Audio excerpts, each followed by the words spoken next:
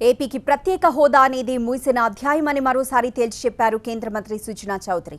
రేపటి నుంచి పార్లమెంట్ సమావేశాలు జరుగుతున్న నేపథ్యంలో టీడీపీ ఎంపీలతో ముఖ్యమంత్రి చంద్రబాబు సమావేశమయ్యారు. 15 రోజుల్లో ప్యాకేజీకి చట్టబద్ధత తీసుకొస్తామని ప్రకటించారు సుజనా చౌదరి. ఇప్పటి నుంచి జరగబోయే పార్లమెంట్ సమావేశాల గురించి రివ్యూ చేయడం జరిగింది.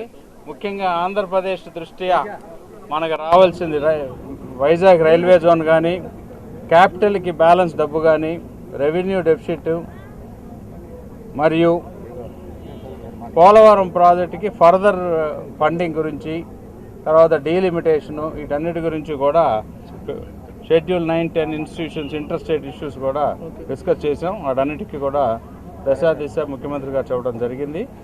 నెక్స్ట్ 15 డేస్లో ఇవన్నిటికీ చట్టబద్ధత కల్పించి మాకు ఇచ్చే విధంగా క్యాబినెట్ నోటు పెట్టాలని చెప్పి ఇంతకుముందు నుంచి కూడా డిమాండ్ చేస్తూ వచ్చాం. అది కొన్ని కారణాల వల్ల పెండింగ్ ఉండడం జరిగింది. వాటన్నిటిని కూడా క్లియర్ చేయడానికి మేమందరం రేపటి నుంచి పనిచేస్తాం. కాబట్టి స్పెషల్ ప్యాకేజీలో ఏదైతే వాళ్ళు ఒప్పుకున్నారో అవి చట్టబద్ధత గురించే, కానీ స్పెషల్ కేటగిరీ స్టేటస్ అనేది ఎలాగైనా 12th ప్లాన్ అయిపోయింది కాబట్టి అది ముగిసిపోయిన చాప్టర్ అనేది మాత్రం క్లారిటీ తీసుకున్నాం. ఇప్పుడు